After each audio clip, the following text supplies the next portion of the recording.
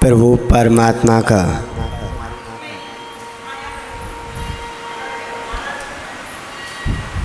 वही ओमकार में नाद जो हमारे समस्त दुखों को दूर करने वाला है।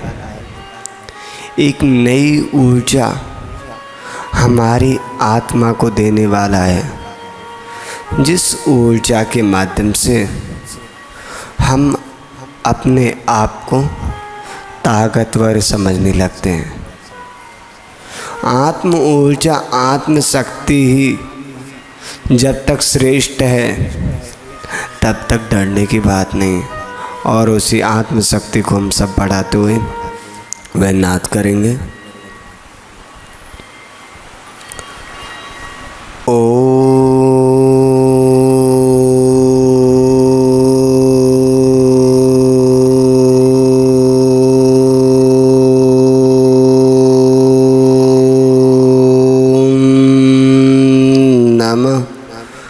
सिद्धेभ्यः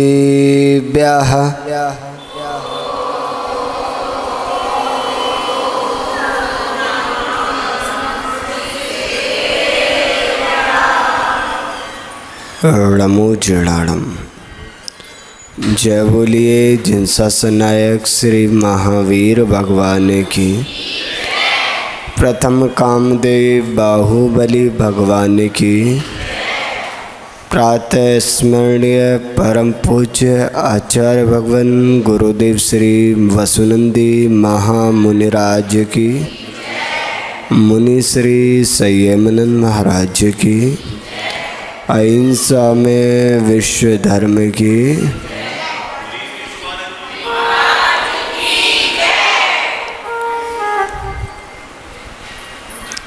यहाँ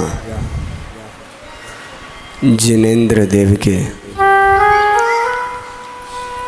पवित्रतम पादमूल में विराजमान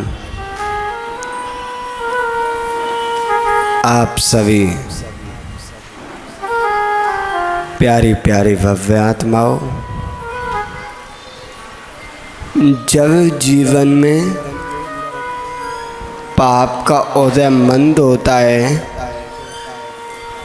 तो वह ना चाहते हुए भी मंदिरों तक पहुंच जाता है, गुरुओं के समीप पहुंच जाता है। और जब जीवन में तीव्र पाप का उदय होता है तो वह ना चाहते हुए भी दुर्गतियों में भटकने लगता है, नरक की यात्रा करनी पड़ती है।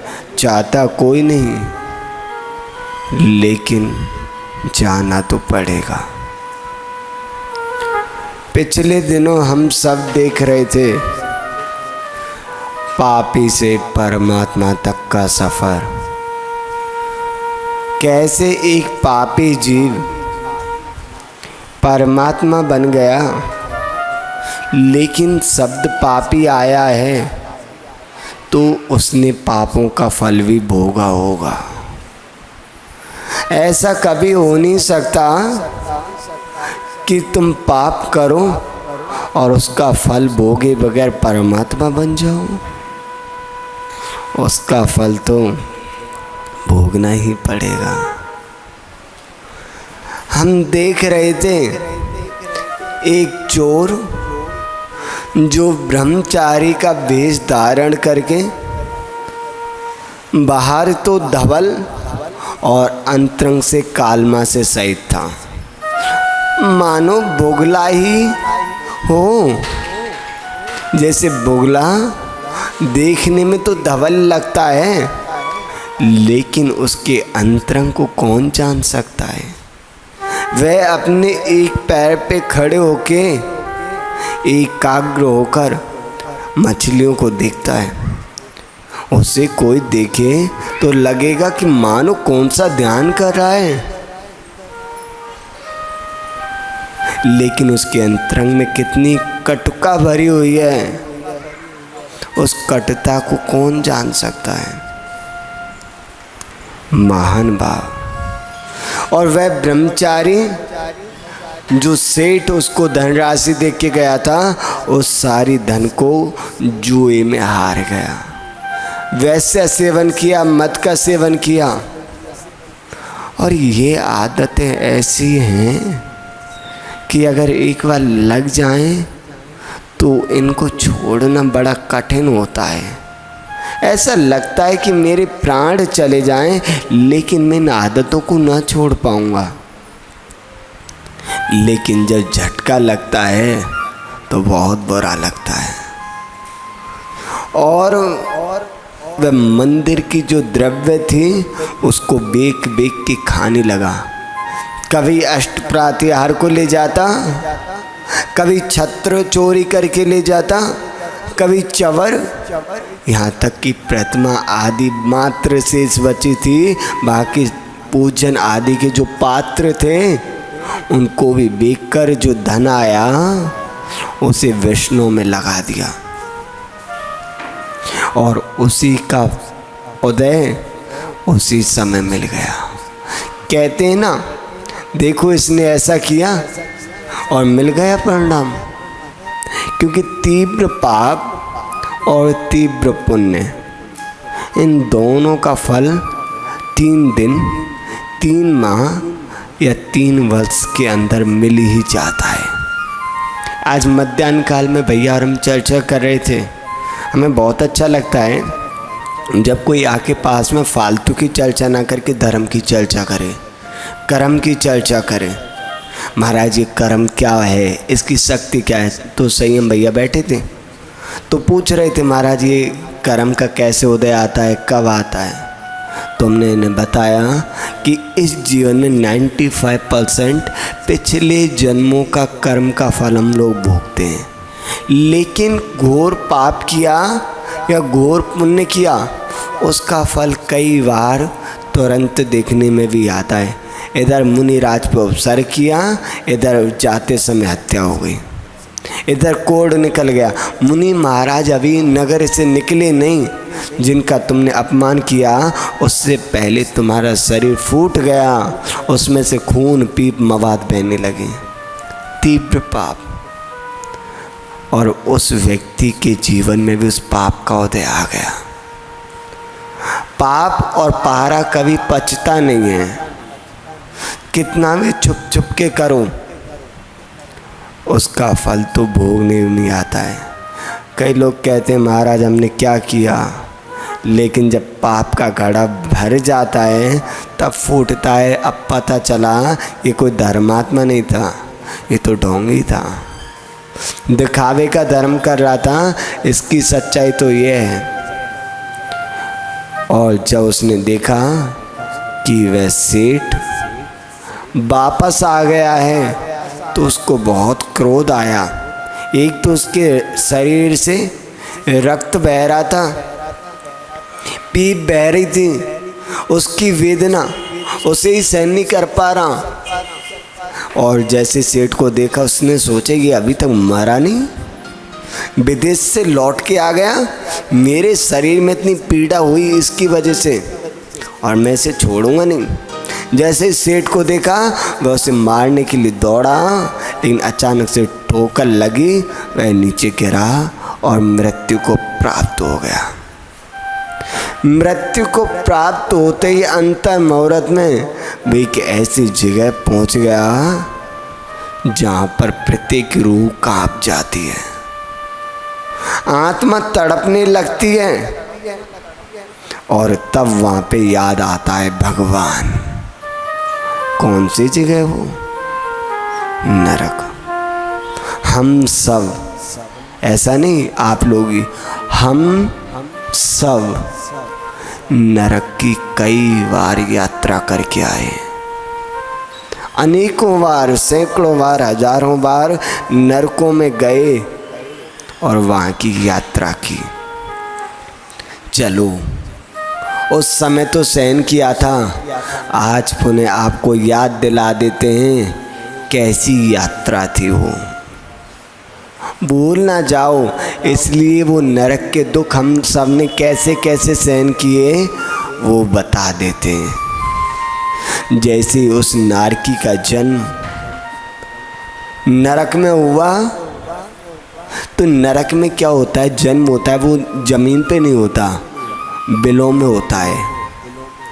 और 7 नरक हैं लेयर बाई लेयर, जैसे फर्स्ट सेकंड थर्ड 4 5 फ्लोर होते हैं, ऐसे 7 नरक क्रम से हैं। ब्रह्मा वंसा मेघा अंजना अरिष्टा आदि आदि। तो जो पहला नरक है और हम जिस पृथ्वी पे रह रहे हैं, इसका नाम है चित्रा भूमि। इसके 3 भाग हैं, खर भाग, पंख भाग और बुल भाग। तो जो तीसरा भाग है, तीसरी लेयर है, उस लेयर का नीचे वाला हिस्सा, जैसे छत है तो छत के ऊपर हम लोग रह रहे हैं और छत के नीचे मान लीजिए तीसरी लेयर है, और उस तीसरी लेयर में होल बने हुए हैं, बिल, और उन बिलों में नारकियों का जन्म होता है।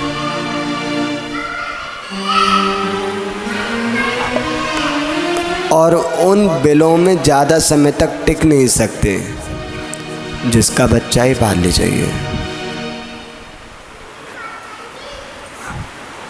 अम्मा जी संयम। और उन बिलों में ज़्यादा समय तक रुक नहीं सकते। जैसे जो चमगादड़ उल्टी लटकी होती है, किसका बच्चा है?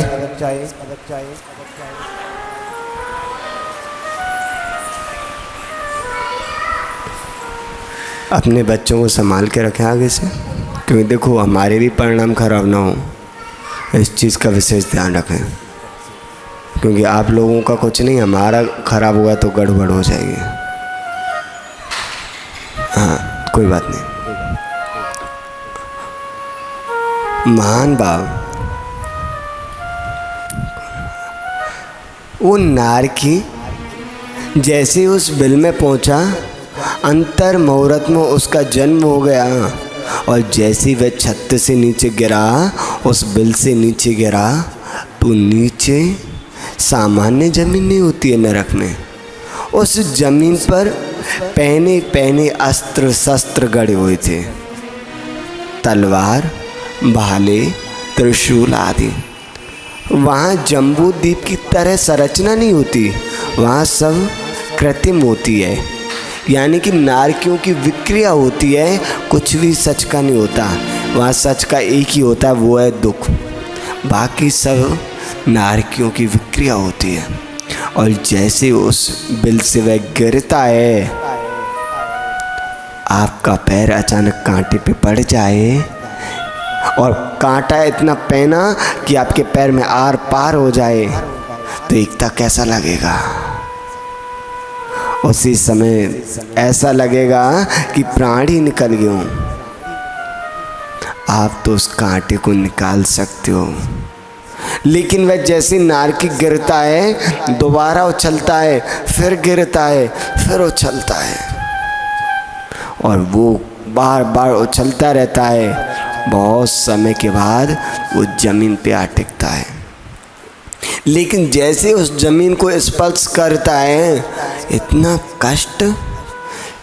कष्ट उसे हम शब्दों में नहीं कह सकते। आपको कभी मधुमक्खी ने काटा है? ततैये ने काटा है? नहीं काटा, काटा है। कैसी पीड़ा होती है।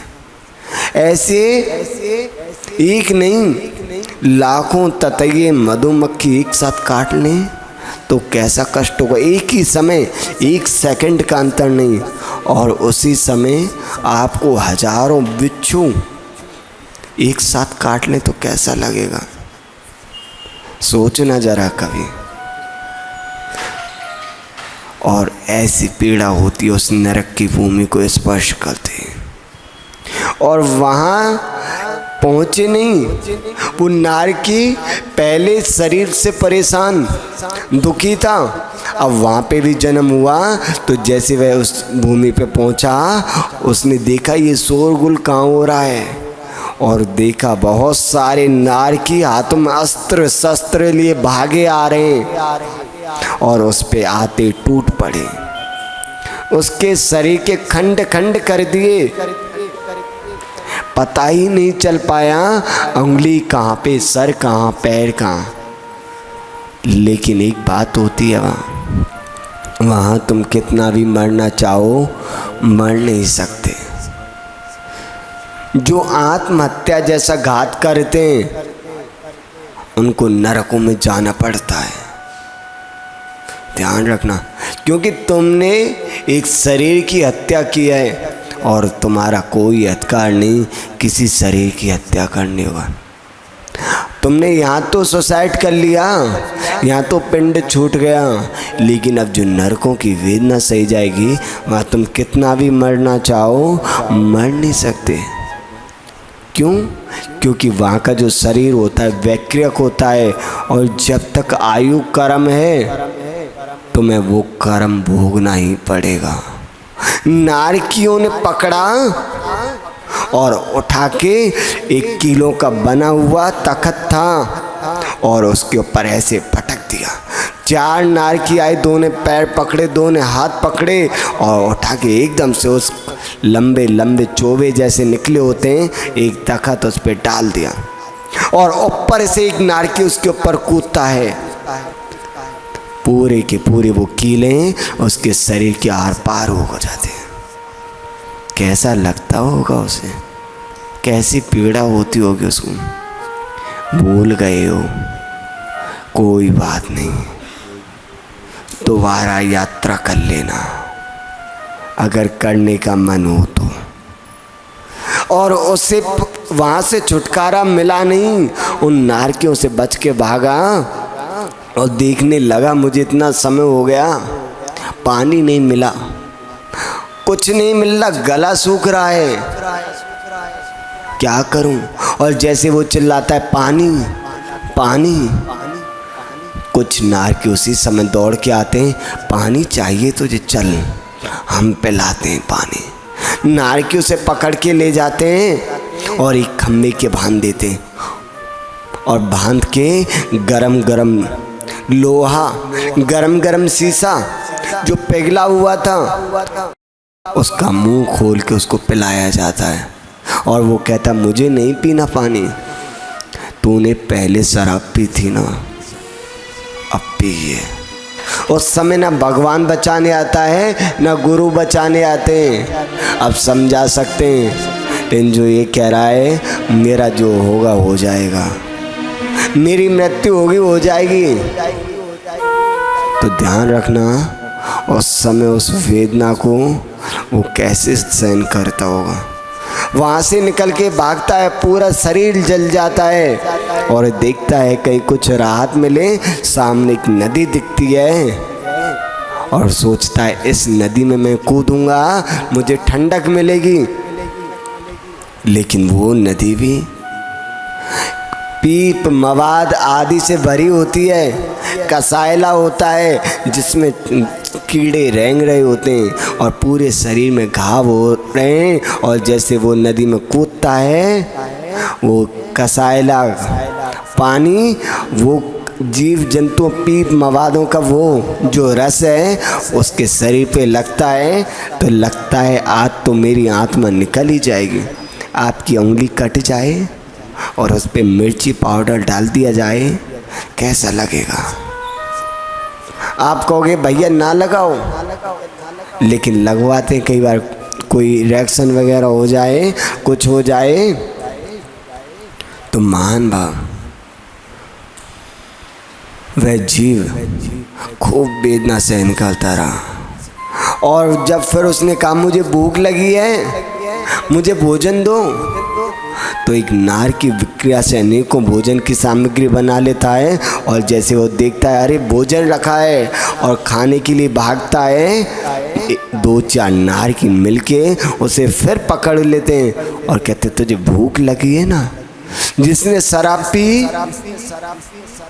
उसको क्या पिलाया जाता है, हैं? हाँ, और जो नॉनवेज खाता है उसको पकड़ के उसी के शरीर का मांस काट काट के खिलाया जाता है।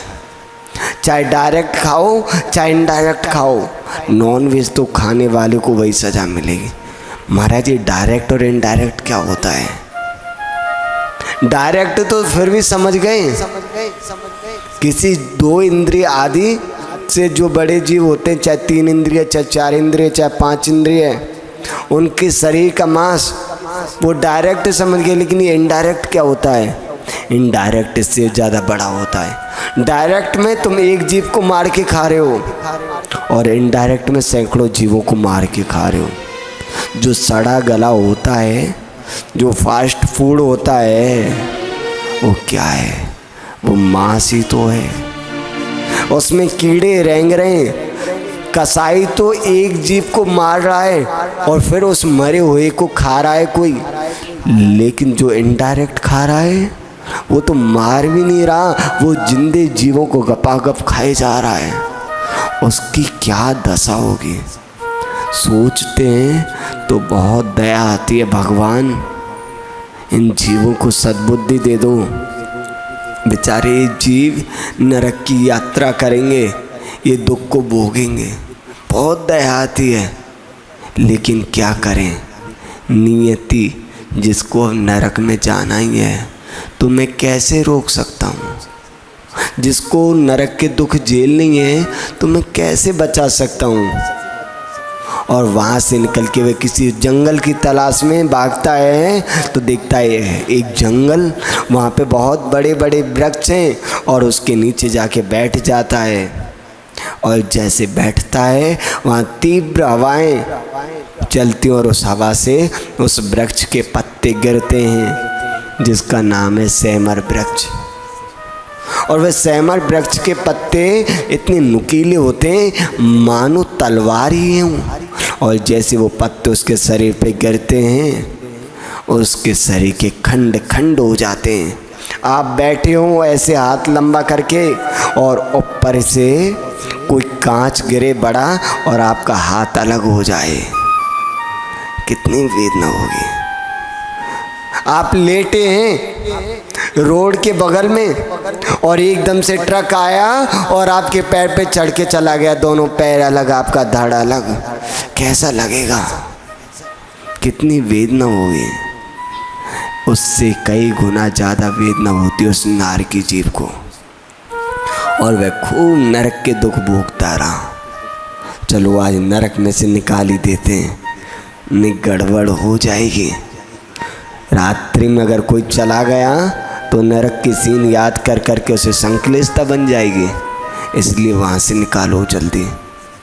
और वह जीव नरक से अपनी आयु पूरी करके दोबारा से वो त्रियंच बन गया। और त्रियंच में भी कौन बना? राघव मच्छ। जो स्वयंभू रवण द्वीप है, वहाँ पे एक स्वयंभू रवण नाम का एक समुद्र है, उसमें राघव मच्छ बना। और राघव मच्छ बन के उसने खूब हिंसा की, खूब मछलियों को खाया, खूब जीव जंतुओं को खाया, क्योंकि दया तो होगी नहीं। जो 7वें नरक से आया है उसमें दया होगी क्या?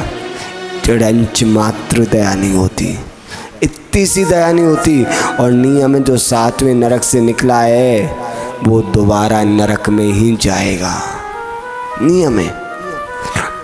दोबारा राघव मच्छ बना और राघव मच्छ मर के फिर दोबारा नरक में गया, फिर त्रियंच बना, फिर और अन्य कुगतियों में भटकते हुए वो जीव आज ये अकृत पुण्य बना है। कितनी वेदना सही उस अकृत पुण्य ने, महान भाव। और वहाँ से बन के वह अकृत पुण्य बना। और अकृत पुण्य ने जब देखा मेरी माँ प्रतिदिन कार्य करने जाती है, तो उसने सोचा चलो मैं भी आज कुछ काम करने जाऊँ। तो वह निकल गया खेतों की तरफ काम करने के लिए। पहुँच गया, अब काम की तलाश में जा रहा है। अब उसे कोई काम मिलेगा? नहीं मिलेगा, क्योंकि पापी जीव है।